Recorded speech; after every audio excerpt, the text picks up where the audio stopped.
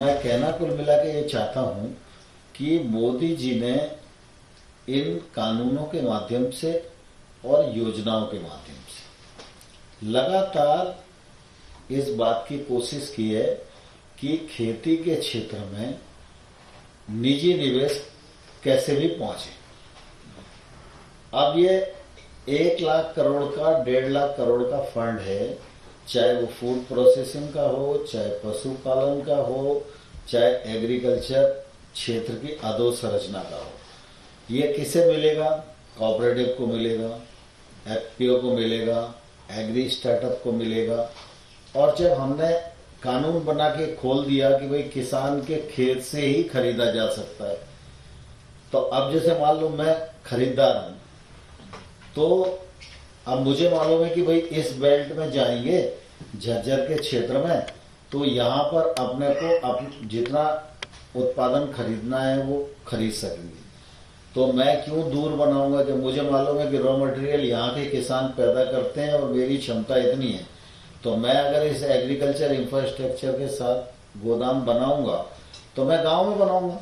गांव बनाऊंगा तो एक वेयर हाउस पे 4-5 आदमी को तो रोजगार मिलता ही है, और गांव में गोदाम होएगा तो कोई भी किसान सोचेगा कि यार अभी नहीं बेचना, चलो रख दो। दूसरा, वेयर हाउस में ये भी सुविधा है कि कुल मिला के आप अपना माल रख दो और बैंक से 70% पैसा ले लो, जब फाइनली बेचो तो 30% आपको और मिल जाएगा। तो ये सुविधा भी है। तो कुल मिला के निजी निवेश के दरवाजे इन कानूनों के माध्यम से और योजनाओं के माध्यम से खुले। जैसे ही खेती में निजी निवेश होना शुरू होगा, वैसे वैसे खेती फायदे की ओर बढ़ेगी।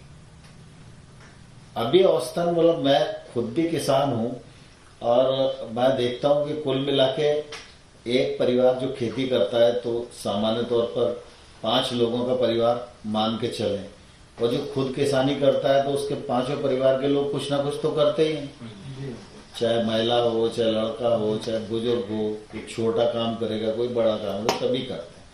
लेकिन अगर अपन टोटल देखें, उत्पादन जितना होता है, फिर उसको फसल अच्छी महंगी भी बेच जाए तो भी, तो अब वो कुल मिला के काम तो वो खेती में ही कर रहा है, दूसरा काम तो है नहीं।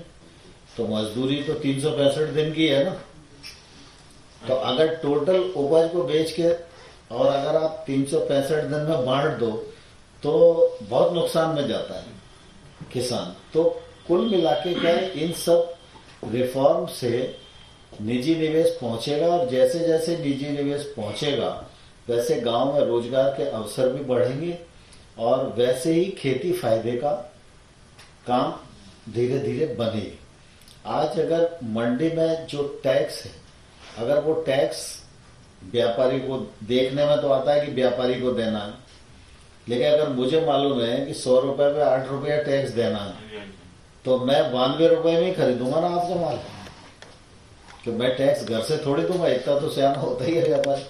लेकिन अगर टैक्स नहीं लगेगा तो मैं कोशिश करूंगा कि चलो भाई 4% किसान को मिल जाए, 4% मुझे मिल जाए, तो किसान का 4% का फायदा हुआ कि नहीं हुआ। अब ठीक है, ये तो चलेगा, आंदोलन वगैरह इससे तो निपटेंगे, लेकिन आप सब लोग इस बिल का समर्थन करने के लिए यहाँ पहुंचे हैं, इसलिए मैं आप सबका स्वागत भी करता हूं और हृदय से बहुत धन्यवाद भी देता हूं।